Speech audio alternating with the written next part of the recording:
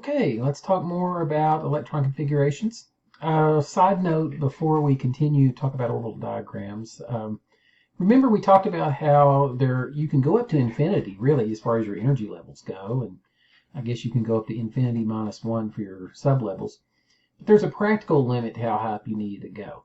All right, and we went up to about 8s or so, and we said you really don't need to go any higher than that. So, why? Why is that the limit? So-called limit. Well, let's go back here and look at the periodic table. So find the largest element you can here in the periodic table. That would be this element 118, which is man-made. Where would the last electrons in that be? Well, I'm in the P block. I'm in the 7th row, so 7p6. Okay. So what you're doing is you're writing ground state electron configurations. In other words, you're writing them in the lowest energy state possible. And so the largest atom that you would ever encounter would have 118 electrons. So really all you need space for 118 electrons. And where that happens to be is actually 7p. You don't even have to go to the 8s.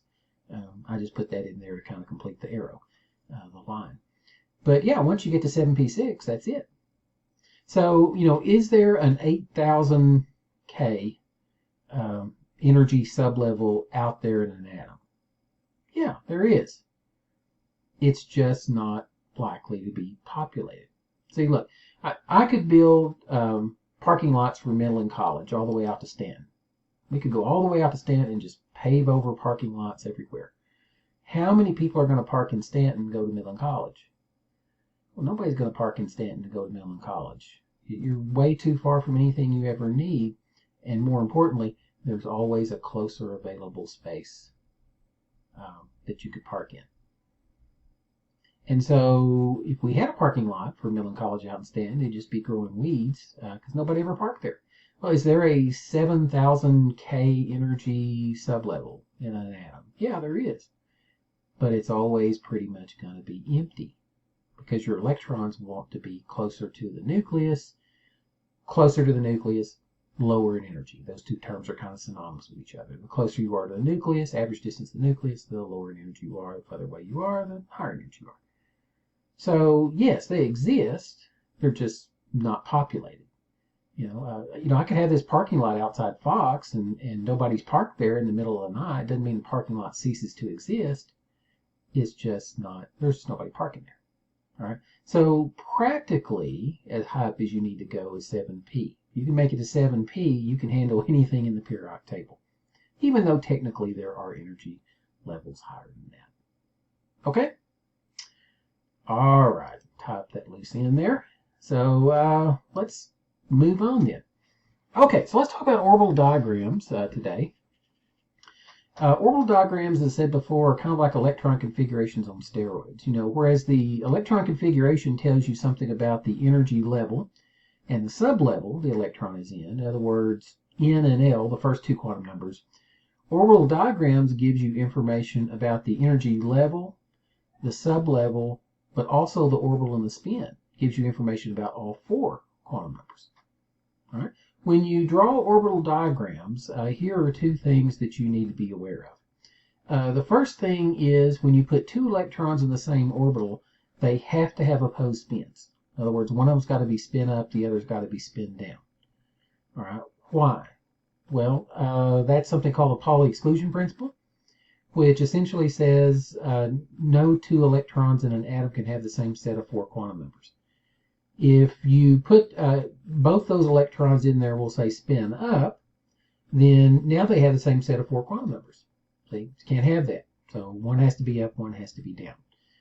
Physically, the reason why is if you put them in with parallel spins, there's more repulsion in that orbital. See, they're going to repel each other because they're there. If I put them in one spin up, one spin down, the repulsion is minimized. It gets rid of it, but it's a lot less. So physically, that's kind of the reason why. All right, so you always kind of pair your spins in an orbital. All right, the second rule, when several orbitals of the same sublevel are available, your electrons enter singly with parallel spins. All right, and that's just something called Hund's rule, and it's just the lowest energy situation is what it is. And it doesn't make a lot of sense until we actually do one. When I show you, it's like, oh, okay, that's what he means. So I thought it would be good if we started out with one that we had done an electron configuration for already. That way you could see how they're similar and how they're different. So let's do oxygen. That was our first electron configuration we did. So I've got 8 electrons, so where do I put those 8 electrons? Well, your first 2 electrons go in the 1s. Remember 1s2? Okay. So we're going to put the first one in like this, and that's spin up. That's representing m sub s is plus 1/2.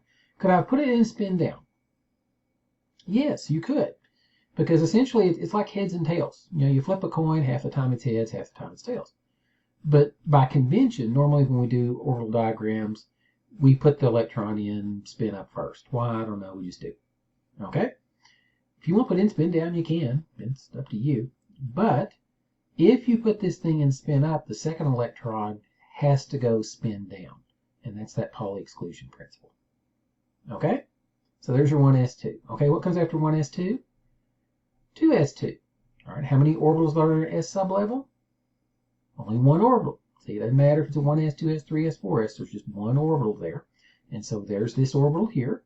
So here's my first electron. There's my second electron. Okay? What comes after 2s2? Well, 2p4. Okay? How many orbitals are there in a p sublevel? There's 3. There's your little piece of X, your little piece of Y, your little piece of Z. Remember your jack-looking thing there? Okay? Well, here they are. See, here's your piece of X, here's your piece of Y, here's your piece of Z, and they make up the P sublevel. I've got 4 electrons to put in there. How am I going to do that? Well, first electron goes here, we'll say, in this orbital right here. Does it have to go in this orbital? No, it actually could have gone here, here, or here. Because remember, all those orbitals are degenerate. In other words, they're equal in energy. It doesn't matter which ones populate. The only difference is just really the way they're twisted. But, you know, they're the same. By convention, we normally put it in the first one just because we write left to right, and that's just the way we do it. You know, if we were Arabic, maybe we'd fill them up right to left. I don't know. But, you know, just what we do. So we'll put that one in there. The second electron has a choice. It can either come in here in the same orbital and go in spin down, that's that Pauli exclusion principle, or it can go into one of these 2 orbitals over here. So which one will it do? Well, if I put it in here spin down, that minimizes the repulsion. Did I say it gets rid of the repulsion? No, I said it minimizes the repulsion. All right. Here's another orbital over here of exactly the same energy, but I got myself some elbow room. So, you know, when you come into a classroom and there's somebody already sitting right there, maybe in the center of the classroom, do you go and sit right by them? Or do you kind of leave yourself a little space there where you can kind of move around? Well, I guess, you know, depends on if you're an introvert or extrovert or something like that. But yeah, usually, you know, you kind of keep your distance a little bit there. Well, that's kind of what the electrons will do. By going into this orbital here instead of that one, there's no crowding. There's elbow room. See, electron has some elbow room. There's not as much repulsion. Hund's rule says if I put this one in spin up, this one also has to go in spin up. All right, and parallel spins, and that's the lowest energy situation. If I'd stuck this one in spin down, then this wouldn't have to be spin down. That's Hund's rule. Third electron can either pair up with one of these 2, or here's an empty orbital of its own. So yeah, it's going to take that empty orbital, and it's also going to go and spin up. All right, so your first 3 electrons go in 1, 2, 3. All right, fourth electron now doesn't have a choice. So it's going to go into one of these orbitals, pair up with one of these electrons, and it's going to go in spin down, and that follows the Pauli exclusion principle. And so this is what the electron configuration for oxygen, the orbital diagram for oxygen looks like. So notice how the orbital diagram is similar to the electron configuration, but slightly different. 1s2, 2s2, 2p4. But you're showing the little electrons and you're showing their spins and the orbitals they're in. How do you check yourself? Count your little arrows. You should have 8. 1, 2, 3, 4, 5, 6, 7, 8. There you go. And that's your orbital diagram for oxygen. Try another one. Okay, let's do one we haven't done yet. So how about iron? Let's try iron. Okay, how many electrons in a neutral iron atom? Well, 26. Look at the periodic table. So here we go. 1s2, 2s2, 2p6. Okay, now watch this. You can remember Hund's rule, but if you get in the habit of filling in your orbitals this way, you don't even have to remember Hund's rule. It just kind of automatically comes out. So watch how I put these 6 electrons in. 1, 2, 3, 4, 5, 6. Notice I half filled all the orbitals first, and then I came back in and paired them up. If you get in the habit of just filling up sublevels that way, you're following Hund's rule automatically, and then you don't even have to think about it. So you just can't make a mistake. Okay, what's after 2p6? Well, 3s2, so here you go. There's your 2 electrons there. What's after 3s2? 3p6. 1, 2, 3, 4, 5, 6. Okay, what's after 3p6? 4s2. Look at your order of filling, not 3d. 1, 2. Okay, what's after 4s2? 3d. And either by the order of filling or looking at the periodic table, you know it's 3d6, right? Okay, so how do I put those in? Here are my 5d orbitals in a d sublevel. See, one of these is that little p orbital looking shape with the ring of electron density around it. The other 4 of these orbitals are those cloverleaf shapes that are just turned differently. See, those together they make up the 3d sublevel. 1, 2, 3, 4, 5, half fill, and then come in and pair up the 6th one there, maybe. And there you go. That's your orbital diagram for iron. All right. Well, if I can write abbreviated electron configurations, can I write abbreviated orbital diagrams? Yes, I can.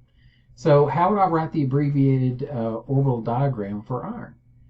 Well, you write it exactly the same way that you would an electron configuration. You go to the last noble gas that you pass going through the periodic table before you get to that element, and then you write the rest of the sublevels. So if you look at a periodic table and you find iron, you'll find the last noble gas that you get to before you get to iron in the periodic table is actually argon. See? So I'm going to write argon in brackets. That takes care of the first 18 electrons. So basically it's these right here. And then I just start from here. So 4s2, 3d, 1, 2, 3, 4, 5. Oh, here we go. 6. 3d6. And there you go. So very similar to electron configurations, but they just show you a little more information. Okay? All right. See if you can do this just for fun. You see this electron right here? This little guy right here? Give me the 4 quantum numbers for that electron. Okay, well, what energy level am I in? I'm in 3, so the first quantum number would be 3. Okay, what sublevel am I in?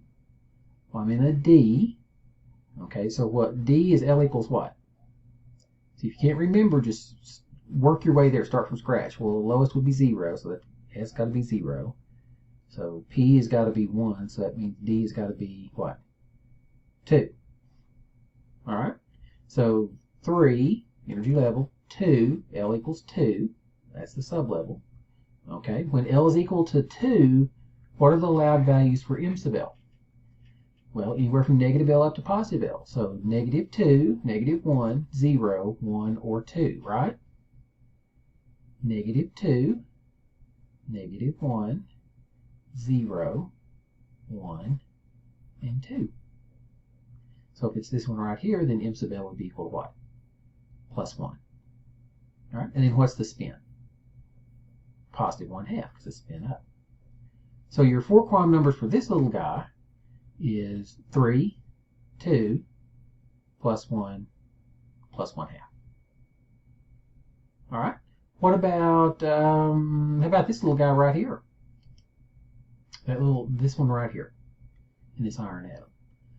Okay, well, N is equal to what? Well, it's equal to 3 because we're the third energy level, 3p. P means what? L equals 1. So 3, 1. What's M sub L here? Well, if L is equal to 1, that means M sub L can be what? -1, 0, +1. So I'm in what? 0? So M sub L is equal to 0. What's my spin? -1/2 because it's pointing down. See? So if you have this orbital diagram, you can tell me the 4 quantum numbers for every single one of these 26 electrons. Am I going to make you do it? No, I'm not going to make you do it, but you could, I guess, if I asked you to, right, theoretically. And I guarantee you, all 26 of those electrons will have a different set of 4 quantum numbers. That's that Pauli exclusion principle. Now again, if you have 2 electrons in the same energy level, they'll have the same first quantum number. If they're in the same sublevel, their first 2 quantum numbers will match. If they're in the same orbital, like these 2 right here, their first 3 quantum numbers will all be the same. But their fourth quantum number won't, because this will be spin +1/2 and that'll be -1/2. We'll come back to this here at the end of the chapter. We'll talk a little bit more about that.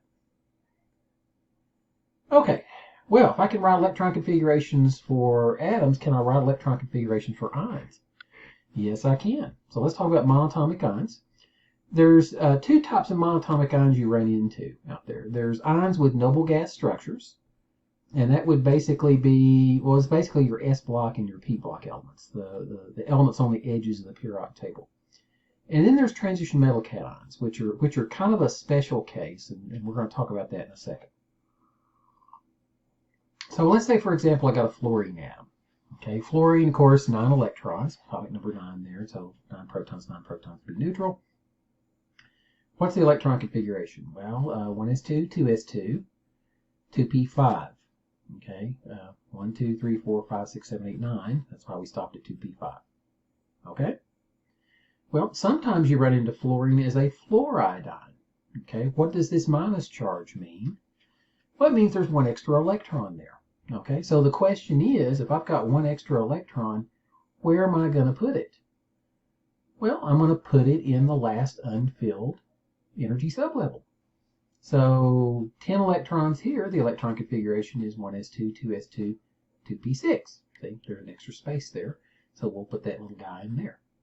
And that's the electron configuration for fluoride. Okay, here's sodium. 11 electrons in a neutral atom. 1s2, 2s2, 2p6, 3s1. Okay, here's a sodium plus. What does that mean? Well, it means it's missing an electron. All right, so it only has 10 electrons. So I've got 11 electrons here. Which one do you think I'm going to take away? Am I going to take away one of these? No, because these are inside and they're hard to get to. Number 1, you got to dig in there. And number 2, they're very close to the nucleus, so it's going to be hard to pull away. Here's this electron way out there on the outside, nice and exposed and just, kind of lazily floating around. So yeah, I'm probably going to pull this outer electron away, right? So that's exactly what I do. And so my electron configuration is 1s2, 2s2, 2p6, 3s0, if you want to call it that, or just 2p6. There you go. So basically, if you have extra electrons, add them to the last unfilled sublevel. If you've already got a filled sublevel, I guess add them to the next sublevel, that's up there. If you are taking away electrons, making cations, then you take them from the last sublevel, because those are the ones on the outside. Those are going to be the easiest ones to pull away. Make sense? Well, notice that fluoride and sodium plus have the exact same electron configuration. And they have the same electron configuration as what neutral atom? Well, neon. Neon has 10 electrons. Sodium plus, fluoride, and neon are what we call isoelectronic species. Iso means same. Electronic, or electrons there. So isoelectronic species have the same number of electrons and the same electron configuration. Isoelectronic species behave very similar chemically. Okay, we know that neon is very stable because it's a noble gas. Fluoride and sodium plus have a certain amount of stability associated with them from the fact that they have the same electron configuration as neon. Now, do they become neon? Does sodium just naturally turn into a gas that, glows in a neon sign? No. Because what makes neon neon is the fact that it has 10 protons. What makes sodium sodium is the fact that it has 11 protons.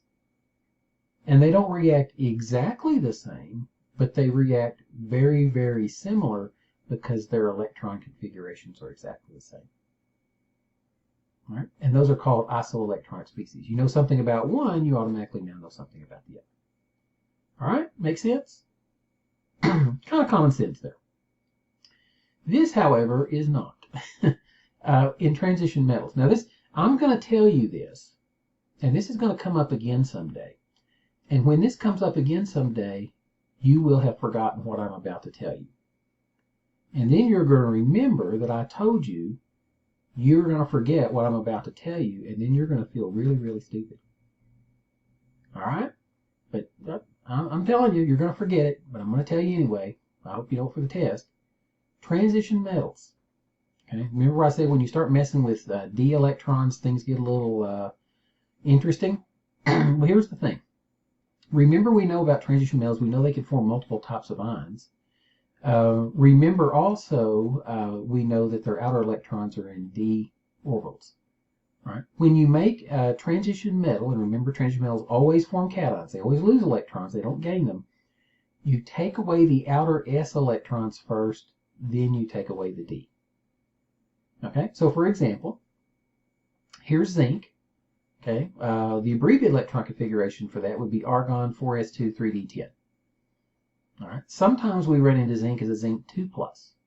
So I'm going to take away 2 electrons. Where am I going to take those 2 electrons away from? Well, I'm going to take away from the outer s first, then I'm going to take away from the d. Why? Well, if you'll remember, we said that your 4s and your 3d are very close in energy, about the same. When the orbitals are empty, your 3d is actually slightly higher in energy than your 4s. But when you start filling orbitals, what happens is the energies actually shift a little bit. And so when they're full, your 4s is actually slightly higher in energy than your 3d. On top of that, remember your s is spherical shaped. So the electrons are out here, they're available. They're easy to get to. Okay, with the 3Ds, remember those shapes are complexes and they're 4-leaf clover shapes, and you got all this mess in here. Your electrons are not as exposed; they're kind of in the middle, and so that makes them less available to be plucked off. They're what we call shielded, which is a concept we'll talk about here in a few minutes. All right. So, bottom line is, the s electrons come off first, then you start messing with the d's. So if I'm going to make a zinc 2+, I'm going to take away 2 electrons. They're going to come from the s. So your electron configuration is argon 4s0 3d10 or just argon 3d10. And that's a special thing that happens with your transition metals. Okay, how about chromium? Well, argon 4s2 3d4. This is the one, remember the half shell stability thing I said, where you can take away an electron here, put it there. And so it's actually 4s1 3d5, half shell, half shell. Okay, let's say you didn't know that. Okay, what's the electron configuration for a chromium 3+? Well, take away, how many electrons do I need to take away? I need to take away 3. Where am I going to take them away from? Well, I'm going to take them away from the s, there's 2, but I need to take away 1 more. Now I'm going to take it away from the d, and so your electron configuration is argon 4s0 3d3. Okay, or argon 3d3. All right. What if you knew it was s1d5? What would be the electron configuration of a chromium 3+? Well, you take away this s, so now you need to take away 2 more, so you take away from the d, so you'd end up with what? You end up with argon 3d3. Okay. So it doesn't matter if you knew it was this, or if you thought it was that, you end up with the same answer when you make the ion anyway. So that's why, it's not a fatal mistake. it's nice to know the half shell stability thing, but you know, even if you don't, you still get the correct answer here. Okay? By the way, bonus question here. Chromium is found as a +3, but sometimes you find chromium as a +6. That's hexavalent chromium. That's actually kind of poisonous. You don't want to deal with a lot of that in the environment. What is the electron configuration for a chromium 6+ ion? Well, you need to take away 6 electrons. You're going to take away 2 from the S. How many do I need to take away from the D? Well, all 4, so what do I end up with? I just end up with argon. I end up with a noble gas structure. See? And there's a certain amount of stability associated with that. And so that's why you see chromium in such a huge oxidation state, +6. I mean, that's very, very far from neutral. But that's kind of counterbalanced by the fact that, yeah, now I got a noble gas structure there. See? And so that kind of adds a little extra stability. But yeah, those are your 2 main oxidation states of chromium, +3 and +6. Transition metal is a little different. Okay, and what's going to happen to you is you're going to be doing your homework. You're going to see something like chromium 3+, and you're going to do the electron configuration, and you're going to say argon 4s2 3d1, and you're going to look in the back of the book, and it's going to say argon 3d3, and you're going to scratch your head, and you're going to wonder how they get that, and then you're going to remember I told you take away from the outer S first, then take away from the D. Everything else, just take away from or add to the outer sublevel as you would expect. Okay? All right. Well, you sick of doing electron configurations? Let's talk about something different. Okay? You're in the home stretch. So let's talk about trends in the periodic table. All right. Now, you actually have already done a lab on this. We've talked about trends. Reactivity trends in the periodic table with oxygen and water and acid and all those things. Here are some other trends that you run into in the periodic table. One of them is the trend in atomic radius. Atomic radius is just a fancy way for saying what? Well, size. If radius of a circle is from the center to the outside, well, the size of an atom is the distance from the nucleus to the outer electrons. So if I have an atom with a large atomic radius, it's a big atom. If I have an atom with a small atomic radius, well, it's a small atom. All right. Here's the trend. In general, atomic radius decreases going across a period in the periodic table, and it increases going down. All right. Well, I understand why it increases going down, because as I go down the periodic table, I've got more and more energy levels, and so therefore, my atoms ought to be getting bigger and bigger and bigger. That makes a lot of sense. But atoms get smaller going across a period? You mean a bromine atom with 35 electrons is actually smaller than a potassium atom that only has 19? Is that a misprint? No, that's not a misprint. Okay, in fact, your book has a really nice little picture. So here are atomic radii. In other words, sizes of atoms. And let's look at the trend. Notice as I go down the periodic table, generally speaking, again, general chemistry, generally speaking, yeah, my atoms are getting larger going down the periodic table. Okay. Notice as I go across the periodic table, they actually tend to get a little smaller, with some variations, as you go there. But generally speaking, you can say, yeah, atoms do tend to kind of get a little smaller going across the periodic table there. Okay. Here's actual experimental data. If you just really don't believe me, I can measure the size of an atom here. And next semester, we'll talk about how you do that. But basically, a sodium atom has an atomic radius of 1.86 angstroms. Okay, an angstrom, this little a with a little circle here, is basically 1 × 10 to the -10th of a meter. So a nanometer is 1 × 10 to the -9. An angstrom is 1 × 10 to the -10. Sometimes they measure things in angstroms. You could really just move your decimal over one place here, and you could have it in nanometers if you just really love nanometers. But 1.86 angstroms. All right. A magnesium is 1.6 angstroms. A sulfur is 1.04 angstroms. And a chlorine is 0.99 angstroms. That's the size. Notice I'm going across a period here in the periodic table. And notice as I go across, the atoms are actually getting smaller. Here's a potassium atom. 2.31. Notice as I go down the periodic table, the atoms are getting larger. Here's a bromine, 1.14 angstroms.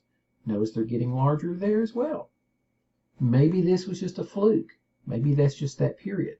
Well, notice that potassium and bromine are in the same row. A potassium atom with 19 electrons has a radius of 2.31, and a bromine with 35 electrons is actually half as small. In fact, a little bit less than half as small. So the atoms are actually getting smaller going across. Well, this I get. This I don't understand. So what's going on there?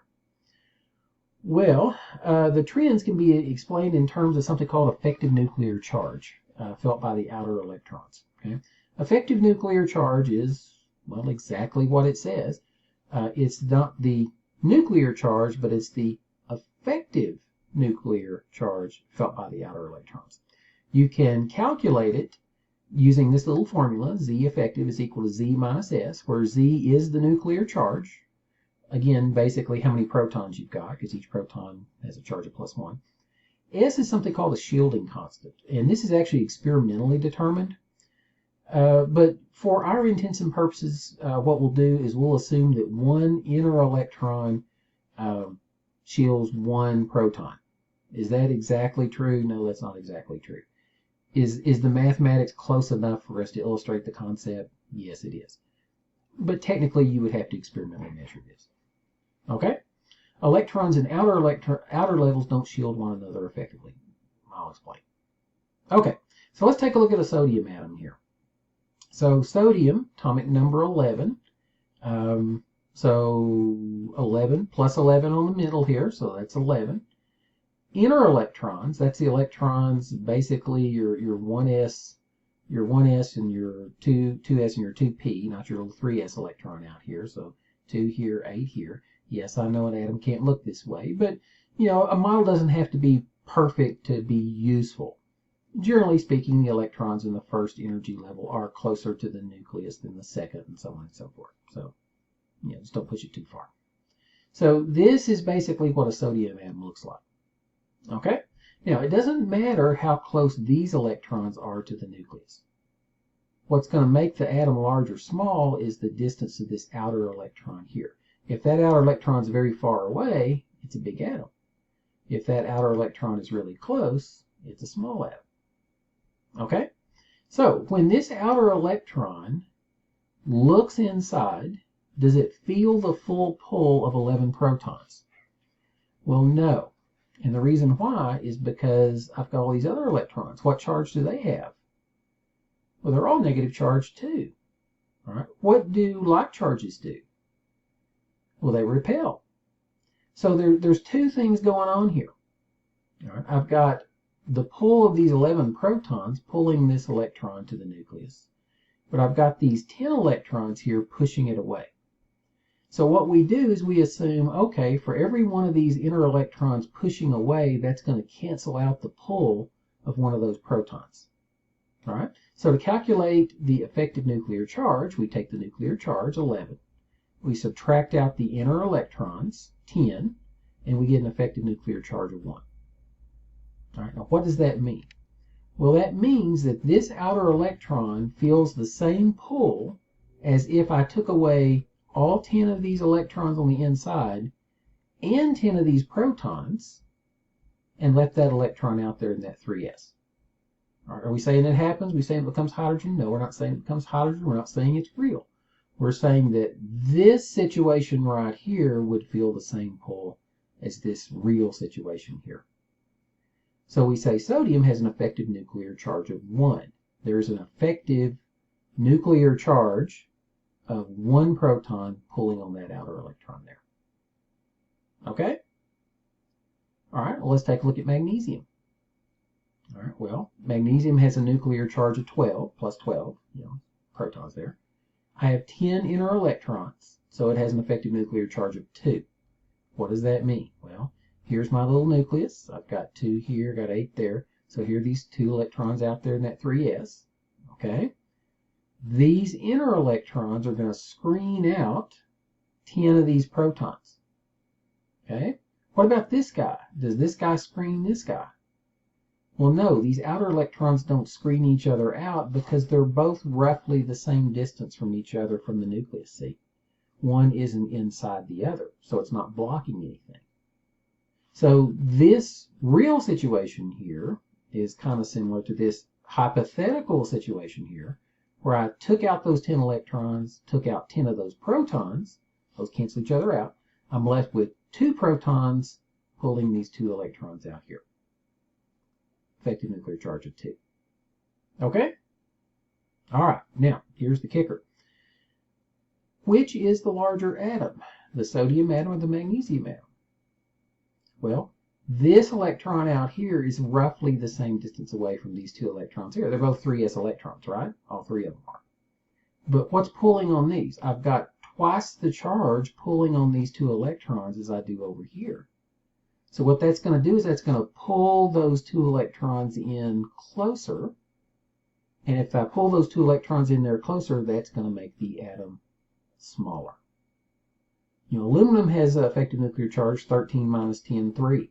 Notice my effective nuclear charge as I go across the periodic table gets greater, greater, and greater. And so therefore my electrons are pulled in closer and closer and closer. And therefore my atoms get smaller and smaller and smaller. So your really large atoms in the periodic table are found where? Well, they're found kind of down here at the bottom left, because atoms get smaller going across and they get larger going down, see? So your cesiums and franciums of the world. Your really tiny atoms are found up here at the upper right of the periodic table, not counting hydrogen and helium here, but up here at the upper right of the periodic table because atoms get smaller going across and larger going down. All right, so your nitrogens and oxygens and chlorines, fluorines of the world, those are your little tiny atoms. Make sense? What's another trend that we can deal with here? Well, ionic radius is a trend. Okay, in other words, how big is an ion? Okay, your trends parallel those of atomic radius. In other words, generally speaking, you got a big atom, it's going to make a big ion. Okay, but beyond that, cations are smaller than their corresponding atoms. Anions are larger than their corresponding atoms, which really kind of makes sense if you think about it. You know, if I have electrons out here and I take away an electron. Well, if I take away an electron, now there's more space out here between my electrons, and they're going to repel each other less. So what they're going to do is they're going to kind of pull in closer to the nucleus before all that repulsion gets too much. So cations are smaller than their corresponding atoms. All right. If I have electrons out here and I add another one, well, now it's too crowded. And so the only way for those atoms those electrons to not repel as much is they have to move out where there's a little bit more room, see? And so anions are larger than their corresponding atoms. All right.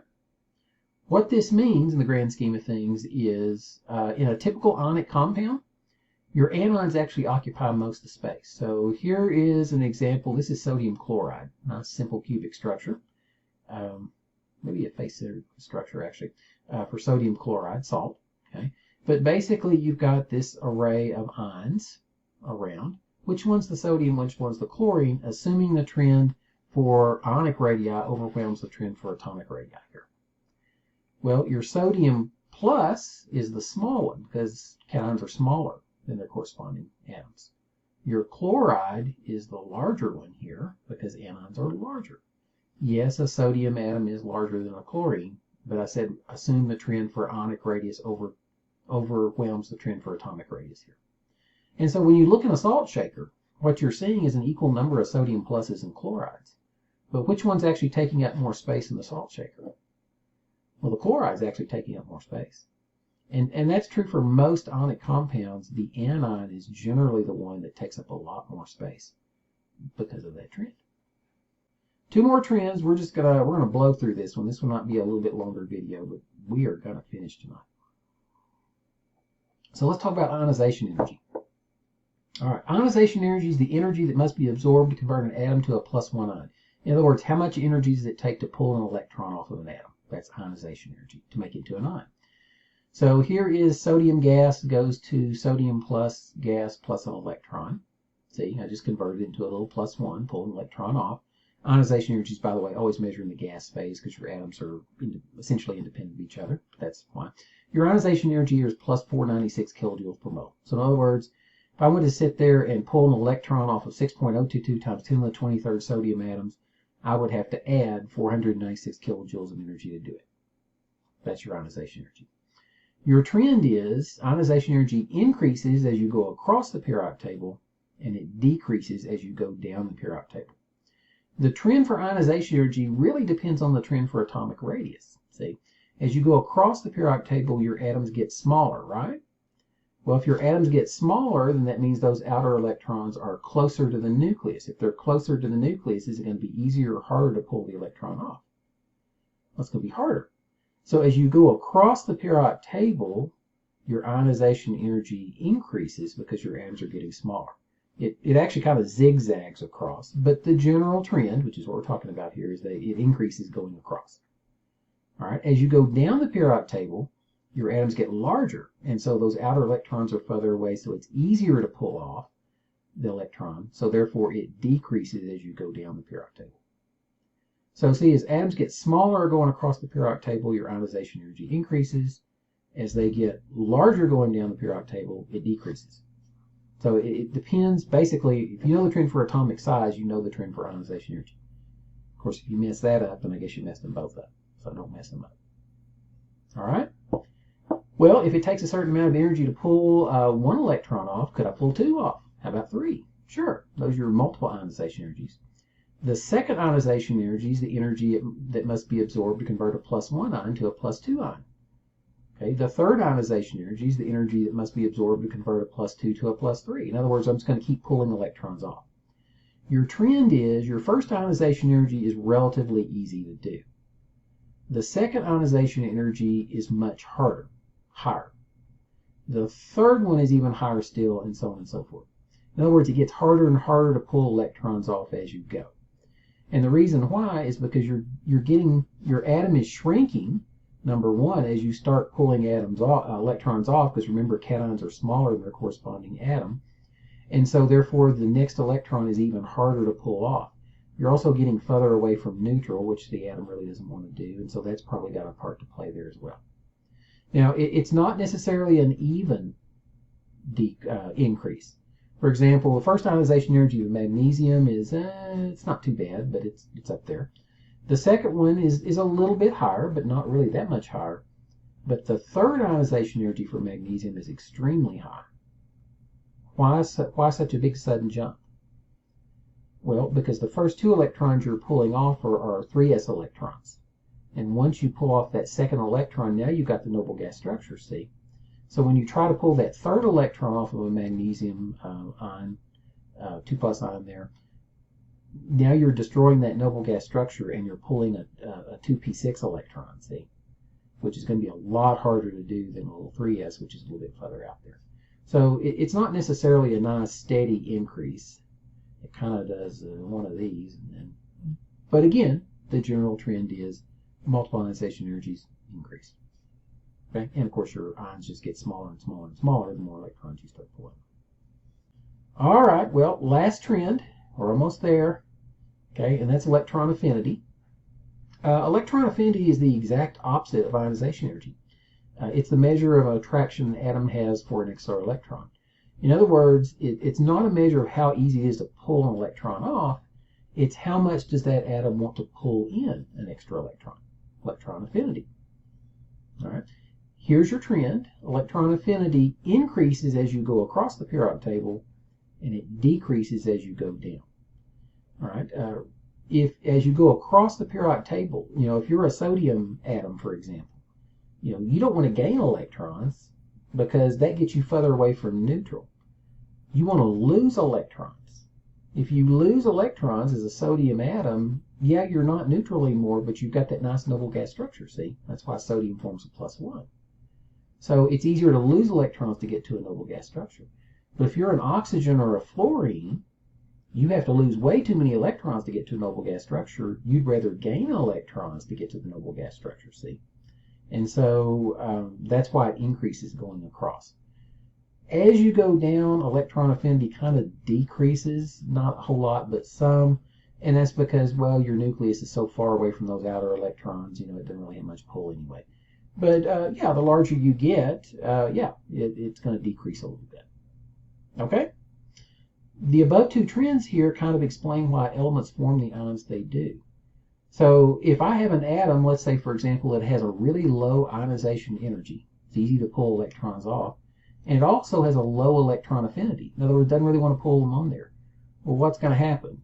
Well, you're going to lose electrons, probably not going to gain any. These are atoms that form cations. These are like your group 1 and group 2 elements. See? If you have elements on the right-hand side of the periodic table, your group 16 and 17 elements over there, you have high ionization energies. In other words, it's really hard to pull electrons off. But you also have a very high electron affinity. It really wants to pick up electrons. Well, they're going to most likely pull on electrons, which means they're going to form anions. And that's why your group 17 and group 16 elements tend to form anions and not cations. Make sense? All right. What if I have atoms that have very high ionization energies and very low electron affinities? In other words, they don't want to lose electrons, and they also don't want to pick up electrons. Well, those are atoms that really aren't going to form ions, and those would be your noble gases. And that's why your noble gases don't form ions. They have high ionization energies. They want to lose electrons. Because I already got that nice magic number. Now we know it's not really magic, it's science. And they also have low electron affinities. Don't really want to pick up electrons. So therefore, these don't react with anything. And in this case, they don't form ions. All right? So know those trends. If you can know those trends, you're going to be just fine. Okay, I'm going to throw this one last thing at you, and we are actually done with the chapter. It's a little bit longer video, but I figured we could get this whole thing done. So I'm going to briefly mention this, and that's paramagnetism and diamagnetism. This comes in to play when you're dealing with magnetism, as you probably would have guessed. Some substances are magnetic, some substances aren't.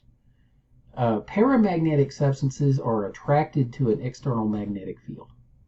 All right. Diamagnetic substances or materials are not attracted and actually slightly repelled by an external magnetic field. So that's kind of where it comes into play in the laboratory. Basically what it comes down to is it comes down to the number of unpaired spins or unpaired electrons in the orbital diagram. Remember we said we'd go back and look at those orbital diagrams? So a paramagnetic substance is a species with any unpaired spins. If you got one little unpaired electron there, it's paramagnetic. If you got 4 or 5 or 6, it's at that. Diamagnetic substances have no unpaired spins. Okay, so for example, this is oxygen. So yeah, I could have just wrote 1s2 here. That's not really much of an abbreviation, but helium. 2s2, 2p4. Okay, so here's your orbital diagram. Notice I've got 2 unpaired spins here. So therefore, this is paramagnetic. Okay, if I just had 1, it would be paramagnetic. All right. Here's calcium. If you drew the condensed or the abbreviated orbital diagram here, you got argon 4s2. Notice there are no unpaired spins here in the calcium, and so therefore this would be diamagnetic.